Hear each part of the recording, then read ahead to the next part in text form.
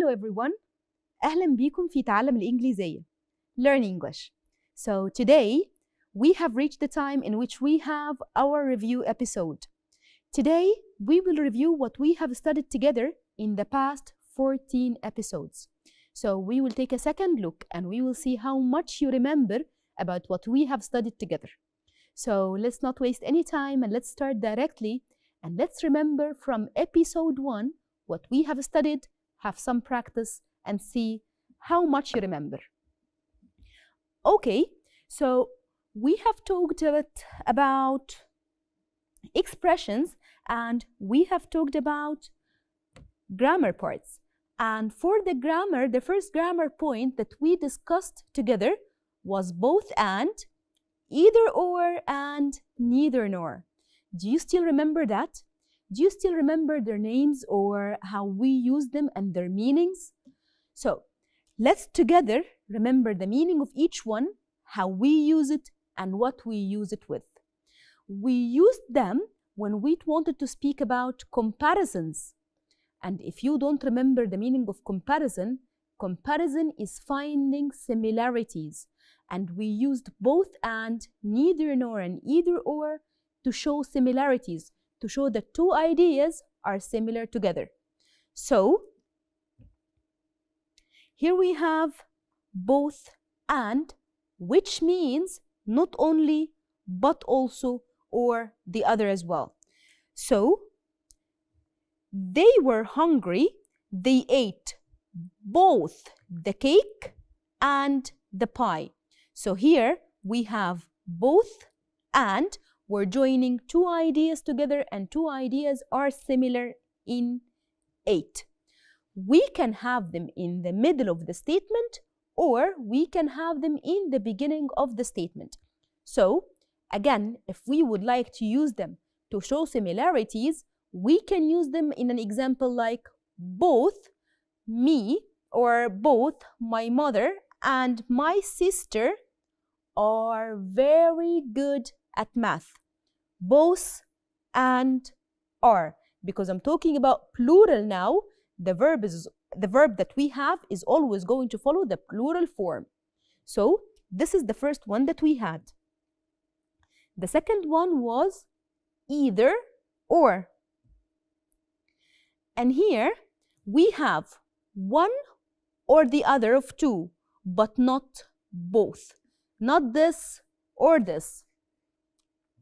Like for the example that we have here, her brother is either Paul or Tim, I am not sure. So this or that.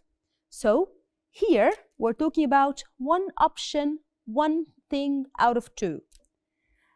And the last one was neither nor, and it's used to show not this one and not the other one. We use it with the negative, used with affirmative verb but negative ideas.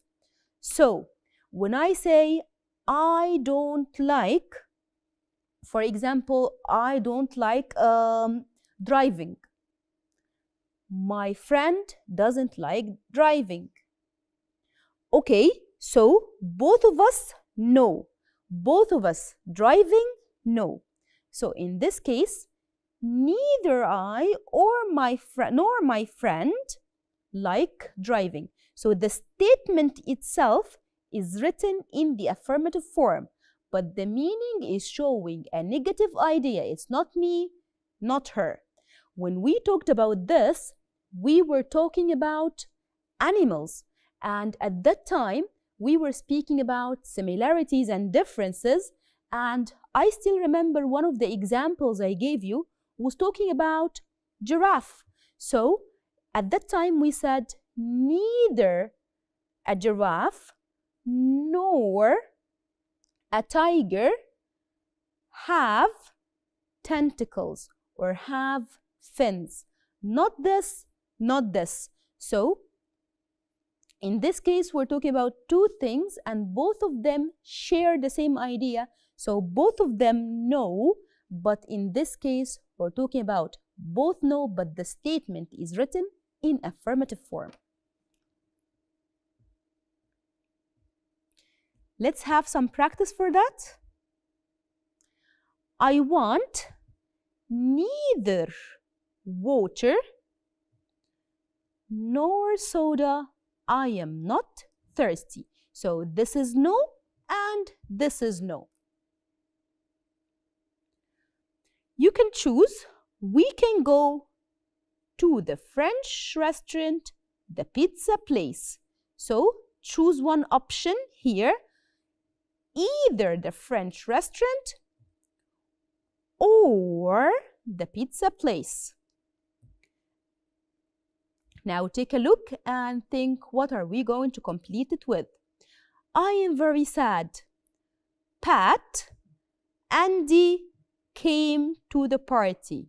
So here we're talking about this person no and this person no, but it's an affirmative statement. So it's neither Pat nor Andy came to the party.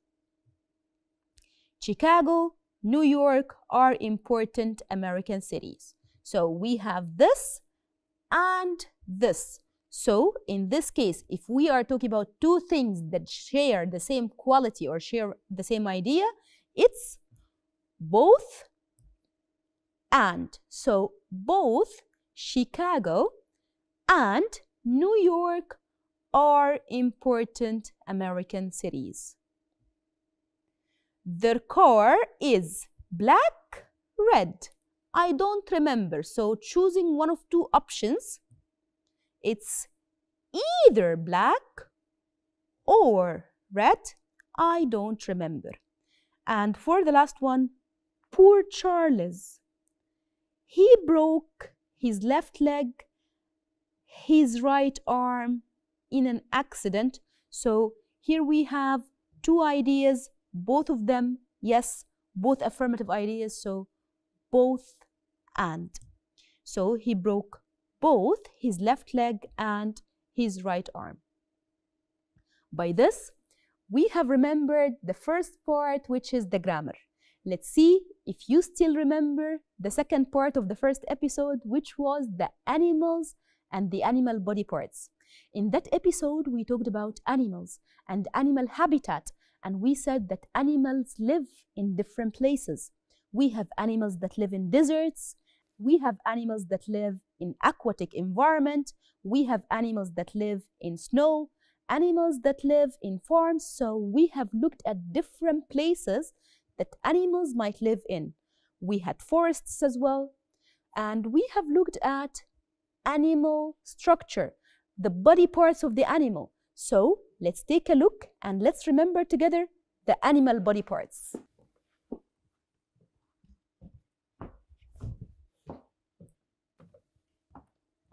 So right now, we're going to try to remember together the body parts for the animals. If you remember, we've talked about the animal kingdom, and we've talked about lots of different parts of the kingdom. We've talked about mammals, we've talked about amphibians, we've talked about aquatics, so we've talked about different types of animals. Birds as well.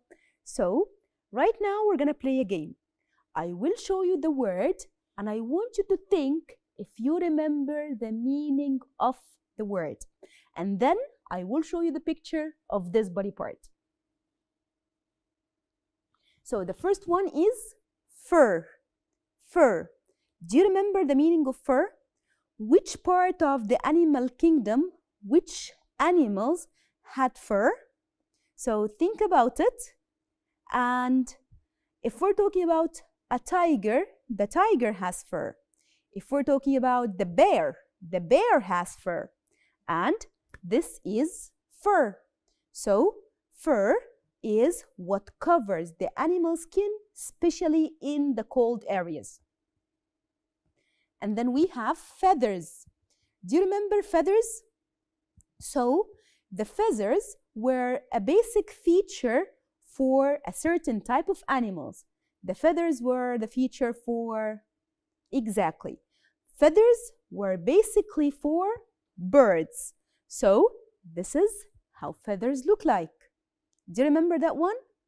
So let's go to the next one. Scales. Scales. Do you remember this word? Which animals had scales? Take a second, think about it. Scales were basically for crocodiles, snakes, they had scales. And spots. Spots is not a body part as much as how the fur of an animal looks like. And if we're talking about spots, which animals had spots? If you remember, so spots were there in the giraffe, tigers, so they had spots. And we had stripes. Again, if you remember, stripes were not a body part. Stripes were again what the fur looked like. So, if you remember, zebras had stripes. So stripes were unique for zebras. And then we have a claw. Claws are a body part, and it's basically for most of the mammals. They have claws, and it looks like this part. So these are the hands of the animals. So we have the other part, which is paws. Paws. So the paws are the arms and the legs without the nails. So the nails are the claws, and the hand itself or the leg itself is the paws. Hoof. Do you remember? So singular is hoof and plural are hooves. Do you remember which animal had these? I will give you a second before I show you the picture. If you still remember, that would be really nice. And hooves are basically the legs of a horse or maybe a donkey. And then we have a shell. Shell is for the sea creatures. Do you remember which sea creatures had shells? This is a shell. This is the house of the snail. And we're talking about a fin. The fin is another body part for sea creatures. This is replacing the arm for humans or for other animals, for mammals in general. So the fin is what helps the fish or helps the sea creatures to swim. And it looks like this. And then we have tentacles. Tentacles, and this was another body part for sea creatures as well. But we're not talking about fish. We're now talking about things like octopus. So octopus have not 8 arms, they have tentacles. And then we have wings. So if you remember, birds have feathers. So these feathers help them fly. And we have another thing that can help them fly. So it's feathers and wings. So wings look like this. By this, we have just refreshed our memory when it comes to the body parts or the important words that we learned about the animal body parts. Let's together continue and let's see what else we have learned in the past 14 episodes.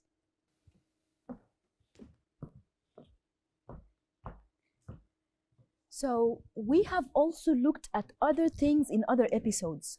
Another thing that we have looked at was ed, ing adjectives. If you remember these, we used to call them participle adjectives. Do you remember what they were used for and the difference between them? So I want you to try to refresh your memory and remember the difference between I am boring and I am bored. So we said that we have a list of verbs, and these verbs, when we add ing or ed to them, they switch their function from being a verb into being an adjective. And then the meaning changes when it has the ed, then it has the ing. So we have different meaning with the ed from the meaning that it has when it has ing. So let's together remember from the example that we have here, what was the main difference? So here we have the boy is bored because homework is boring. So I have the ed adjective and the ing adjective as well. If you remember when we talked about this, we talked about the ed and the ing changing the meaning from. Ed, I am talking about feeling. Ing, I'm describing the reason behind this feeling. So, I have amaze. This is the verb. It can be amazed or amazing. I have tire. It can be tired or tiring. I have frighten. Frightened or frightening. So, any of these verbs, we can add ing or ed to them. And if I want to ask you, how do you feel? If I want to check your feeling or someone's feeling, it's always the ed part. Like, I am tired. This is how I feel. I am interested. This is how I feel. I am entertained. This is how I feel. But if you ask me, why do you feel so? What is the reason of this feeling? I start describing things.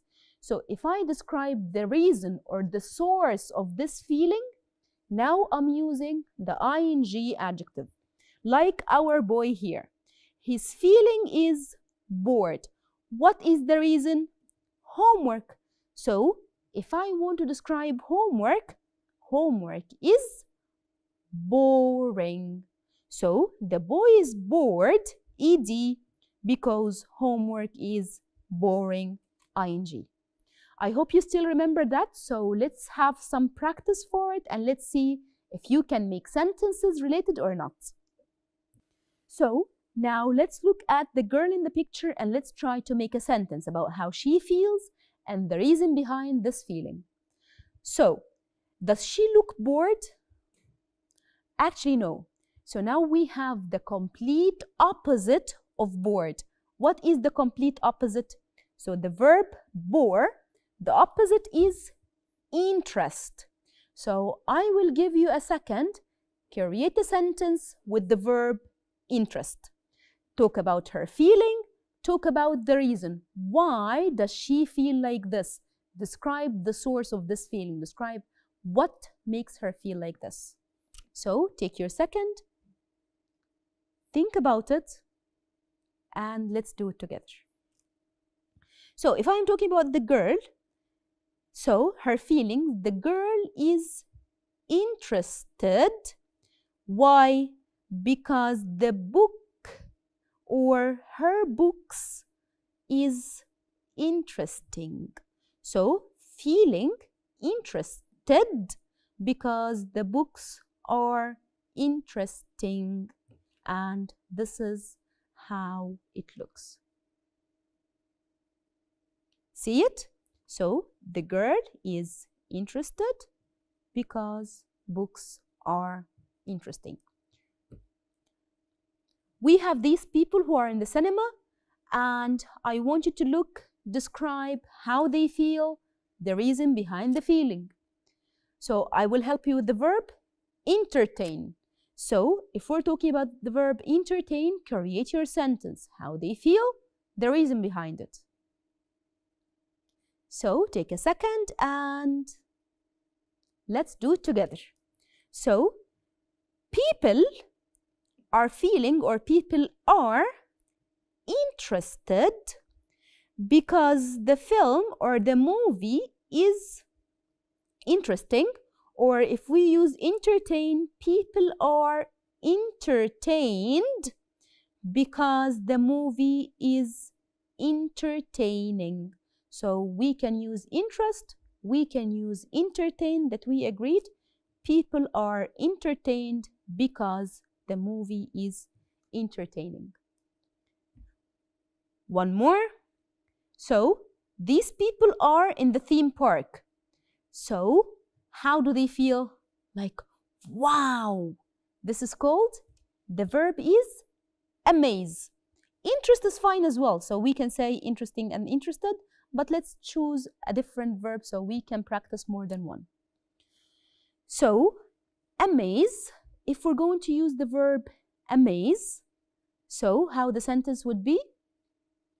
So, people are amazed because the roller coaster is amazing. And the roller coaster is the train that you can find in the theme park that goes high up in the sky and it goes down suddenly.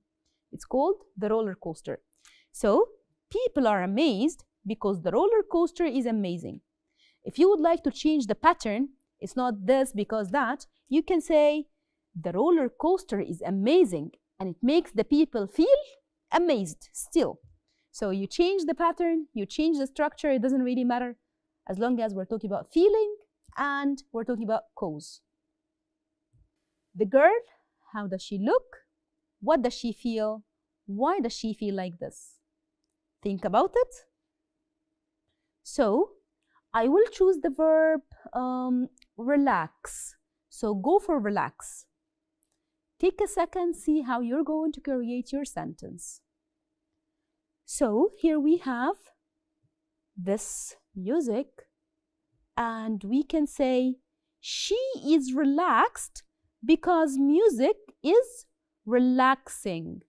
Or the music is relaxing and it makes the girl relaxed. Both would be fine. So by this, we have tried to remember the difference between the ed adjectives and the ing adjectives. Ed for your feeling and ing for the source of this feeling. And we have also learned about houses.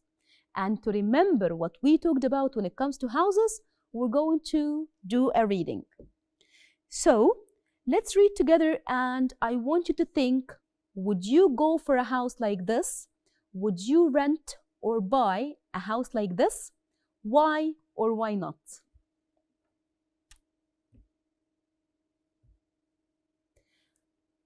So we have a person talking about the house and trying to convince people to come and take a look at it, and maybe they can rent it or buy it.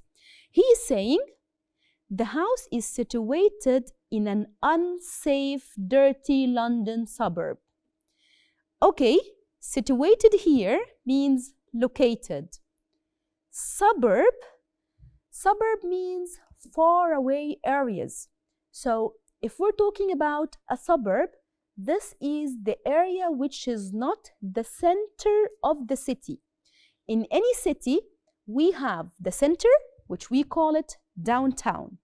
And we have the far away areas, these are called the suburbs. Like what? Like if we're talking about Cairo. So for Cairo, for example, if we're talking about Tahrir, if we're talking about Ramses, this is the center of Cairo. So Tahrir and Ramses are downtown. This is the heart of the city. And if we're talking about far away areas, like if we're talking about October, or maybe we're talking about Fifth Settlement, these places are called the suburbs, the far areas. So it's situated in an unsafe, dirty London suburb. It is in bad need of repairing. So we need to repair a lot of things. The porch is old. The stairs are unsteady. Like when you go on the stairs, they fall down. There is a tiny living room, a terrible kitchen, and a disgusting bedroom in the flat. Central heating is very expensive, and they cut it off every 2 days. There is no rubbish chute, so you need to carry out your garbage every morning. There is a cellar on the ground floor, and the rats used to live there before any human foot could step into the house. Most of the sockets are out of order. The chandelier hanging from the ceiling doesn't work. The walls are whitewashed because no wallpaper can stick to them. There is a little vegetable garden the size of a handkerchief behind the house. Only weeds grow in it because it's in the northern part. So now, did he say anything positive about the house? Is there anything that can be attractive for a person to get it? Would you choose a house like this? Let's continue reading and let's see what might be the reason that would push somebody to take a house like that. The neighbors, so maybe the neighbors are good, are awful, okay. So the neighbors are awful, they are rude and unfriendly people. A family of 4 children, the oldest of which plays the piano or at least tries to. Whoa. We have lived next door for 7 years and are not acquainted yet. So they have lived for 7 years and people are still playing awful music. The flat isn't worth the money. I ask for it, but I hope my honesty will make a good impression on you. So this is how a person decided to sell his flat. So he said every negative aspect, but he tried to tell the people that I am just trying to be honest. So if you decided to take it, you know what exactly you are waiting for, or what exactly is waiting for you, to be specific. So would you go for a house like this, or would you choose a house or a flat that is advertised as a perfect place and then get a surprise? What would you prefer? This is a question to you. Which one will you go for? So this description would take us to remember the most important adjectives that were used in advertisement and in advertising for houses and flats. Let's take a quick look in the adjectives and let's see if we still remember. We will try to go for these adjectives as opposites. We will try to see the word and its opposite and see how much we still remember about them. So the first one was bright. Bright means full of light, and its opposite was, are you able to spot the difference, or are you able to spot the different word or the opposite word? Actually, bright had 2 different words. So the first word was dark and the second one was dingy. So both are opposite to bright. And then we have comfortable. Comfortable was opposite to, is there anything here that is opposite to comfortable? Actually, we don't have a specific opposite for it here, but if you remember, comfortable means something that is good and suitable for me and makes me feel relaxed. Convenient had a direct, clear opposite, which is inconvenient. And cramped had a direct opposite, which was spacious. And let's remember together the difference between cramped and spacious. Cramped, we're talking about a lot of things in a place that doesn't have enough space for people to move. While spacious means full of empty spaces. So if we're talking about, for example, my room is very big, but I have lots of things inside my room. So I have bags and I have furniture and I have toys, so there is no space for a foot. So this means that my room is cramped with furniture and toys.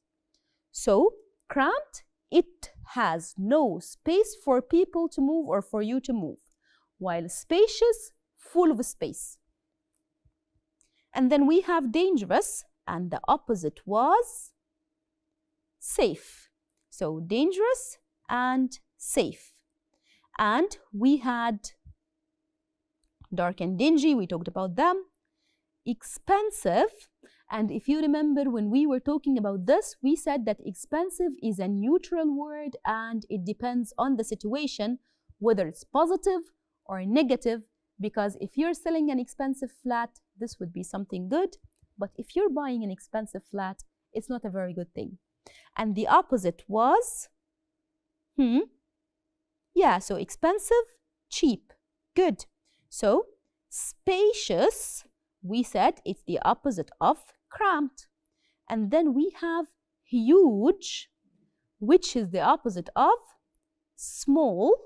So here we're talking about the size, not what the room contains. So I can say a huge house or a small house. I have a small room, but it's spacious. I have lots of space. Or I have a huge room, but it's cramped, which means it has lots of things inside. And then we have modern, which is the opposite of classic or the opposite of shabby. Shabby. If you remember the meaning of shabby, it's old and in a very bad condition. So if we're talking about a shabby room, this means that it's similar to the room that the person was talking about in his house like a minute ago. It's very old and in very bad condition. And then we have private. Private, it doesn't have a real opposite here, but it means that nobody can see you inside. It gives you your space. And then quiet, which is the opposite of noisy. And we talked about safe, dangerous, small, and shabby. By this, we have looked at the most important words that we used, and we use them in advertisement so we can advertise for a flat. On that episode, if you remember, we have looked at a conversation between a broker and a person who's trying to buy a flat. And we said these adjectives can help us bargain or can help us reduce the price. And it can help us convince someone to buy or to pay a lot for your flat or to buy your flat for a very high price. So you can use all the positive adjectives so that somebody can buy it for a very high price, and someone can use all the negative adjectives just to reduce or to take the price down. So let's now look at another thing that we have also studied. Another lesson that we looked at was past simple versus past continuous. And we have looked at when to use past simple and when to use past continuous. In that episode and in that lesson, we were talking about accidents. And we talked about how an action might start and take a long time, and then another action might come and stop it in the middle or interrupts it. So we're talking about something that take a long time in the past, and another action that comes in the middle, it stops it. So it might continue after that, or it might not. This is not the point. So if we're talking about the action that takes a long time in the past, we are talking about past continuous. It starts first and it takes some time. And then we're talking about something that happens in the middle of this. This is the past simple. And if we are trying to remember the form, so we're talking about past continuous. So we have the subject and then was or were, and then the verb plus ing. So this is the form of the past continuous. And of course, we know the past simple, it's either ed or it's irregular. The most famous example or the most common example is that I was waiting for my friend when the accident happened. So I was waiting, I started waiting. This is the first action. I started waiting. It took some time.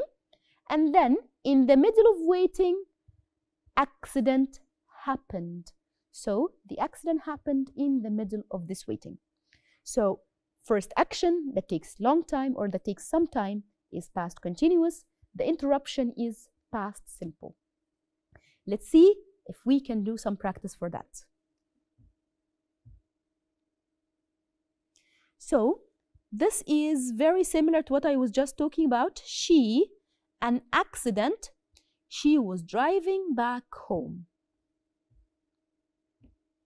And the options we have: was having, had, were having, and has. So she, so here we have which action started first and it took some time. Was driving back home. And in the middle of driving, the accident happened. So if we're talking about the interruption, it's the accident. So the interruption is simple past. Which one is simple past? Had. So she had an accident while she was driving back home. When it began to rain, the children outside. So before we look at anything, we need to know which action started first and what might be the interruption. So what happened first? The playing happened first or the raining happened first? Actually, the children began first. So the children play, play, play. In the middle of this play, rain came or rain began. So when it began to rain, the children outside. So if we're talking about the thing that took some time in the past, this is the past continuous. And if you remember the format, it's was and were and ing. Which one would it be the correct? If we're talking about children, is it was or were? Here comes the question. So was playing or were playing, because this and this don't work. Actually, children plural, and for plural, it's always were. So when it began to rain, the children were playing.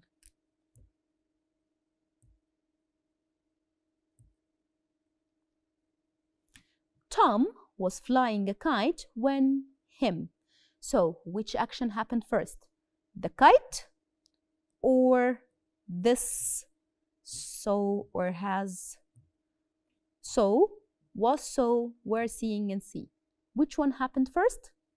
So the first thing that happened is that he started to fly the kite, and in the middle of flying came the seeing. So this action is the interruption. This is the action that interrupted the flying. So if we're talking about interruption, which tense is it? It is past simple. So which one here is the past simple? Exactly. So it's the first one. We're talking about A. So Tom was flying a kite when I saw him. The boy fell down while he was his bike. So for this one, I will not help you at all. You're going to come up with the verb and you're going to come up with the correct structure, because bike doesn't take lots of verbs. It's just one verb, which is, yes, ride. So what would be the format? How would you complete the sentence using ride as a verb? So the boy fell down when, so what happened first is that he started to ride. Riding, riding, riding, riding, and in the middle of this, fall down. So the boy fell down while he was riding his bike. So the correct answer is riding. Well done, everybody. The house caught fire. They were watching TV. So what do you think happened first, the fire or the TV? So it is the TV, of course. So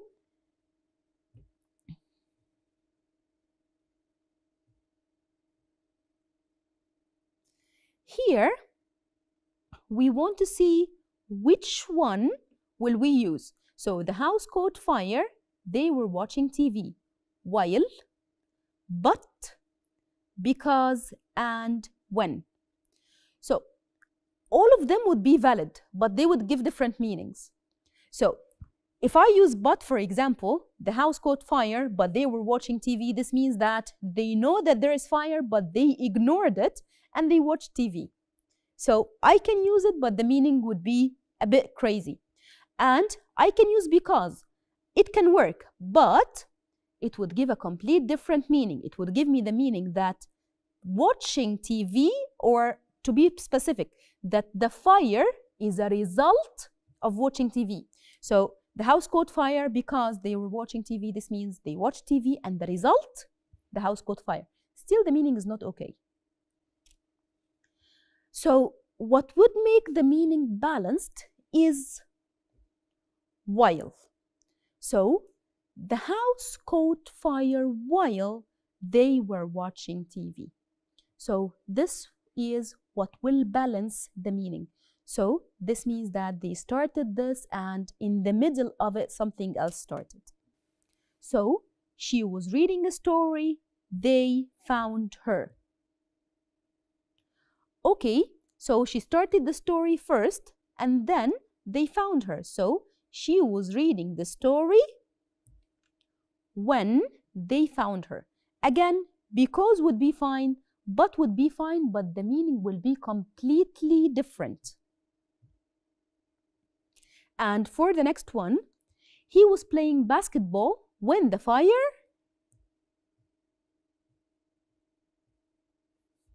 So which option would it be? So now it's a lot easier to recognize and it's a lot easier to spot. If I have was playing, this means that this is the first action and what is coming next is past simple. So it is started. I was eating olives when my tooth. So which option would it be? We have was eating, so we're talking about the thing that took some time, and we're talking about the interruption here, so it's broke. And for the last one, while I was walking in the street, a wallet. Find, found, founded, or was find. So here we have the first action that took some time, so we're talking about past continuous, and what's coming next is simple past. So what's the simple past, or what's the past form of find? It's found, found. And founded is not the past, because if I put ed, we're talking about a different verb, which means establish or build. So it's not the same meaning anymore. So by this, we have refreshed our memory for the differences between past continuous and past simple. And we have seen how we can combine them together and how we can use them in a statement talking about an action that starts and another action that interrupts.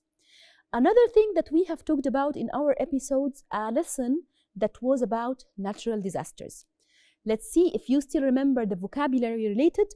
So we're going to start an activity in which I will show you the words and you try to match the natural disaster to the picture. So here we have climate change, we have earthquake, we have drought, and epidemic. So epidemic is similar to pandemic, but it's a smaller scale. So let's try to match. We have three nouns and a noun or an adjective. So what's number one? So number one here is this picture. So we have here the ice melting because of climate change. Okay, so which picture is number two? Which picture is drought? Do you remember the meaning of drought? Drought when we have no water for a long time until everything dries and plants die. So this is called drought. Which picture here represents drought? So we're talking about this picture. So here it used to be like this. After drought, it's completely dry. And then we have number three, earthquake. Earthquake is when we have the ground shakes. So which one would it be? Yes, this is the picture that represents earthquake. And the last one is the epidemic, which is similar to pandemic, but the only difference is that pandemic is a global scale. Epidemic is on a country scale. So we can say that COVID-19 started as epidemic and then it became pandemic. We have some more natural disasters. We have famine, flood, forest fire, and tsunami. Okay, let's try to match the pictures to the words. So, if we're talking about number one, famine, famine is the same like starvation. So, we had, of course, if we have drought, it will lead to starvation when we have no food for a long, long time. So, this is called famine. So, which picture represents famine? Yes, it is the first picture. And we have flood. Flood is the complete opposite of drought. When we have too much water that comes so that it gets out of the river. So if we have a river path and the water comes in a very high volume and it gets out of it, it's called flood. So which picture will represent that? Exactly. So this here is the flood. And then we have forest fire. Forest fire. We call it forest fire, wildfire, bushfire, all would give the same meaning, and it is clear it's this one. And for the last one, a tsunami. The tsunami is a very high wave that comes out of an ocean or the sea, and it covers every place. So it's called tsunami, and this is the picture for it. By this, we have reviewed the most important vocabulary that is connected to natural disasters. So we have refreshed our memories when it comes to some important grammar items and some important vocabularies that we have covered in the past episodes. We have also looked at reading, and we have looked at animal world and animal body parts. We've looked at vocabulary for houses. We've looked at past simple and past continuous. And by this, we have reached the end of our episode and the end of our level. Thank you very much for watching. Hope you've benefited and enjoyed. Bye-bye.